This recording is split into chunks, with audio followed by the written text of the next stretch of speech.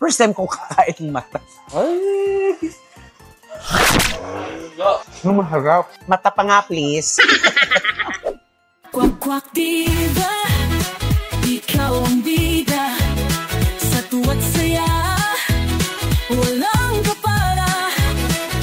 Galing mo'y abot hanggang tala. Ikaw ang kwento, Tommy Brown ang pangalan niya. Hello everybody! Ito po nag-iisang Kwak-Kwak Diba, Tommy Brown. Welcome po sa aking YouTube channel! Yes, for today's video, andito po ako ngayon sa Tondo, Manila. Diba? Ang naka-outfit ako kasi ng panglamig kasi nga umuulan ngayon. Kita nyo naman, oh, maambon, maulan, every tanghali at saka hapon. Kaya nandito po ako ngayon sa Tondo kasi titimusan ko, titikman ko yung sikat na kainan ngayon. Ang Sinigang King. Ayan, oh. Sinigang King ng Tondo, Manila. Ito ang sinigang ni Kagawad. So, titimusan natin dahil marami ako nakikita mga content creator ang pumupunta dito. At the same time, pag napanood mo naman talaga ay mapapatakam ka talaga kasi napakasarap ng kanilang sinigang, ang kanilang sabaw. So, titikman din natin. Magpupud review din tayo at samahan nyo ako mga katamis kumain. Ayan, may batang dumadaan. Padaanin natin. At lamig na ako, tsaka yung umuulan talaga. So, alika tikman natin ang kanilang sinigang ni Kagawad. Let's go! Hi, Kuya! Ayan, dito tayo o-order. Ito ang kanilang order. Small sinigang, mata or panga, 140. Tapos, kapag malaki, sinigang, mata and panga, 160. Tapos, single order, no rice.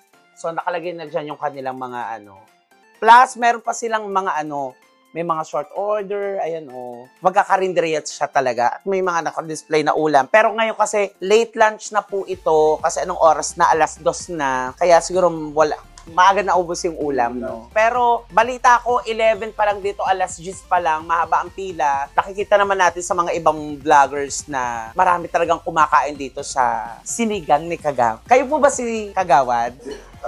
Tatay mo. Kasi akala ko, ang gwapo naman ng Kagawad. Anong name niya, Kuya? Roy po. Si Kuya Roy. Kuya Roy, pa-order naman po ako ng sinigang. Ayan, ipakita mo yung sabaw. Grabe, Talagang napakalaking kaldero.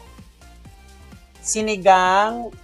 Gusto ko orderin yung big, tapos mata, at saka panga. Parehas nating tikmat kasi magkaiba yung panga at mata, di ba? Ayan,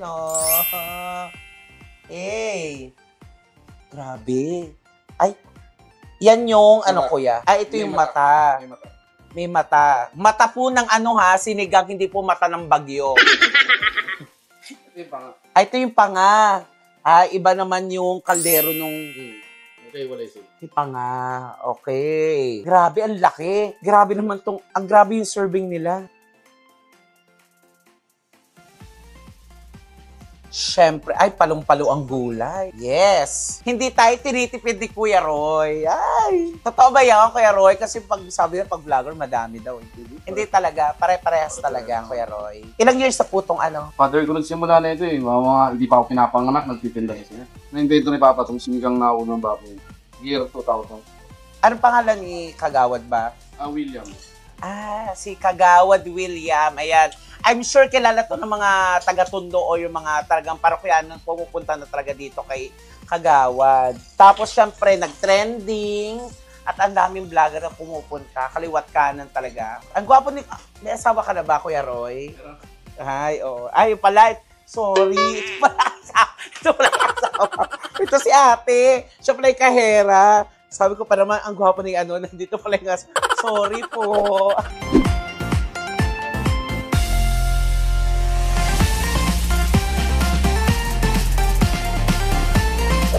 Ayan mga katamis, ito na ang ating order! Grabe. Alam nyo, parang hindi na ako kakain ng hapunan. Sa sobrang laki talaga nung serving nila, nung panga at saka yung mata. So magkaiba po yung serving niya. At syempre, dalawa po kami nung aking videographer. Pero pili ko makakadalawang kanin ako. Syempre, kapag gantong may sabaw, hindi mawawala ang kalamansi at saka patis.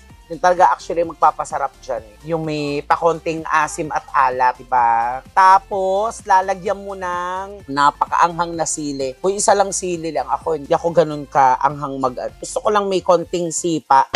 Kayo ba mga katamis, ano bang favorite nyong kainin kapag ganitong maulan? Diba laging naulan? Kaya ingat po tayo, especially yung mga area na binabaha pa rin. Ano ang favorite nyong kaining may sabaw? Maraming pwedeng kaining na may sabaw. May bulalo, may dilaga, di ba? Pero, ang sikat ngayon ay sinigang. Yes, Jade, ano?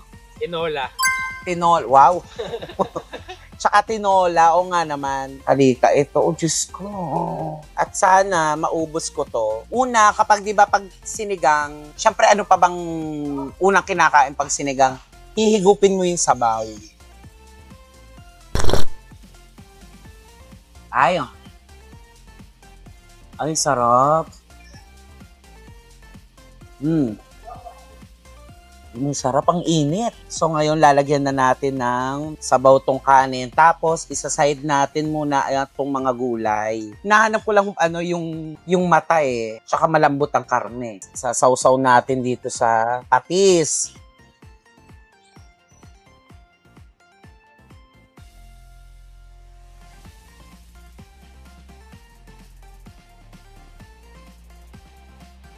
Sarap ng sapaw. Parang ayoko na umuwi. Gusto ko na dito. Sarap. Kain tayo mga katamis. Kita nyo naman, nag-effort ako, nag-jacket ako para kagawad din.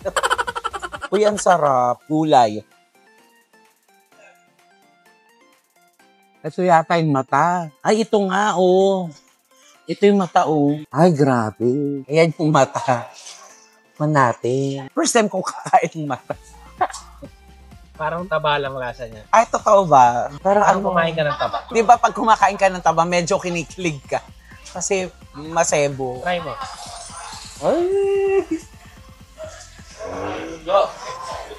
Di ba? Masarap. May konting lagkit. Gagin, sarap. Mata pa nga, please. Siyempre, alam mo, pagkakain ka, para makuha mo pa. Pag ganyan may mga buto, pwede mong simutin yon. Saka malambot yung laman. Ayun oh, di ba? Nakakalas. Sa sobrang lambot, dapat pag kumakain ka doon ng mga ganito, dapat masinop kang magtanggal ng lamang. Ang sarap. Ang sarap. Feeling ko bitin sa akin ng isang kanin. Alam yung mga katamis, napansin ko lang kasi pag kumakain ako, mas busog na ako dito sa dito sa mata pa lang dito, sob na agad ako. Pero siguro yung iba talagang makanin. Pero ito, parang dededmahin mo yung kanin kasi ang sarap papakin. Kahit wala kang kanin, okay na okay siya. Pero syempre iba pa rin yung may kanin. Kanin is life sa atin, di ba? Siguro madaling araw pa lang pinapakuluan na. Tama ba, Kuya Roy? Talaga. Grabe. Yes naman si Jade. Ay, Diyos ko naman. Pangalawang rice mo na yan. Ayan po yung videographer ko. Ayan. Si Jade, mag-hi ka naman kasi sabi nila, ang gwapo mo daw. Wow. Gwapo. Kamukha mo si Master Pogi. Ay, taray, oh. Nakakalas talaga yung buto, no? Sarap. Punta kayo dito. Solid. Wow, ba't hindi nga ikaw mag-vlog? Ayan mga ka-happy tummies. As usual. Ayan o. Busog na naman po ang ating mga tummy. Ayan o, nakita nyo naman. Busog na busog po ako sa sinigang ni Kagawad. At kita nyo may konti-konti akong tirang kanin. Kasi dito pa lang, sa sobrang laki ng serving nila ng kanilang sinigang, talagang busog na busog ka na. Mas papapakin mo siya. Pwedeng pang lunch, pang umaga, pang dinner.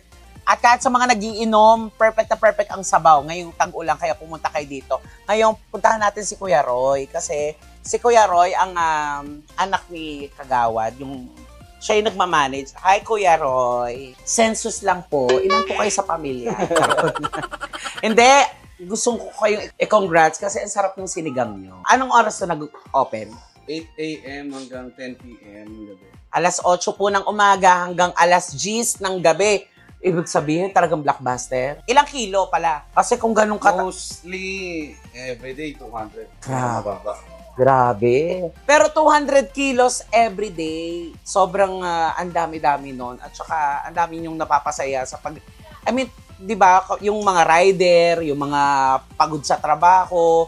Kasi, mura. Di ba? 140, 160, meron ka lang ganung kalaking serving na sinigang, talagang bongga. Usually, yung 160, dalawa na yung naghahati dyan. Ay, talaga? Pero ako naubos ko yun, ha? So, ibig sabihin, gutom na gutom tayo. Invite mo naman sila, Kuya Roy.